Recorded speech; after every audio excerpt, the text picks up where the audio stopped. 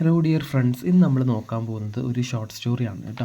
ഇംഗ്ലീഷിൽ നമ്മൾ ഇപ്പോൾ ചെറിയ ഷോർട്ട് സ്റ്റോറീസ് ആണെങ്കിൽ പോലും നമ്മളത് കുറേ റീഡിങ് സ്കില്ലിന് നമുക്ക് എന്ത് ചെയ്യാൻ പറ്റും, നമ്മുടെ കമ്മ്യൂണിക്കേഷൻ സ്കില്ല് ഇമ്പ്രൂവ് ചെയ്യാൻ ഒരുപാട് ഹെൽപ്പ് ചെയ്യാൻ പറ്റും. അപ്പോൾ അതുകൊണ്ട് നമുക്ക് അതിൽ കുറേ നമുക്കറിയാത്ത ചില വേർഡ്സുകൾ, അങ്ങനെ അതിൻ്റെ യൂസേജ് കാര്യങ്ങളൊക്കെ മനസ്സിലാക്കാൻ ഇങ്ങനത്തെ ഷോർട്ട് സ്റ്റോറീസ് വായിക്കുന്നതും പഠിക്കുന്നതൊക്കെ നല്ലതാണ് കേട്ടോ. അപ്പോൾ നമ്മളിന്ന് പഠിക്കാൻ പോകുന്ന അല്ലെങ്കിൽ നോക്കാൻ പോകുന്ന ഷോർട്ട് സ്റ്റോറി എന്ന് പറയുന്നത് the cows and the lion ആണ്.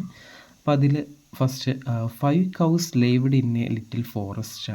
ഒരു 5 പശുക്കൾ ഒരു ലിറ്റിൽ ഫോറസ്റ്റിൽ, അതായത് ഒരു ചെറിയൊരു കാട്ടിൽ താമസിച്ചിരുന്നു. അതാണ് ലേവ്ഡ് എന്ന് പറയുന്നത്. They ate fresh grass in a large green meadow.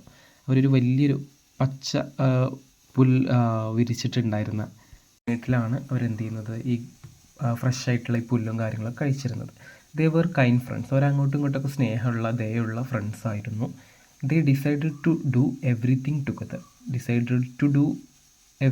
Together. എന്ന് പറഞ്ഞാൽ എല്ലാം ഒരുമിച്ച് ചെയ്യാൻ വേണ്ടിയിട്ട്, ടുഗദർ എന്ന് പറഞ്ഞാൽ ഒരുമിച്ച് ചെയ്യാൻ അവർ തീരുമാനമെടുത്തു. So the lions couldn't attack them for food. ഒരു കാടാകുമ്പോൾ അവിടെ ലയൺസ് ഉണ്ടാവുമല്ലോ, അപ്പോൾ അവർക്ക് ഇവരെ അറ്റാക്ക് ചെയ്യാനും ഇവരെ കഴിക്കാനൊന്നും സാധിച്ചിട്ടുണ്ടായിരുന്നില്ല. അതാണ് ലയൺസ് കുഡൻറ്റ് അറ്റാക്ക്, കഴിഞ്ഞിട്ടില്ല എന്നുള്ളതാണ് പറയുന്നത് കേട്ടോ. One day the 5 cows fought.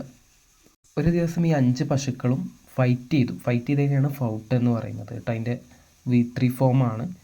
Each one started to eat grass in a different place.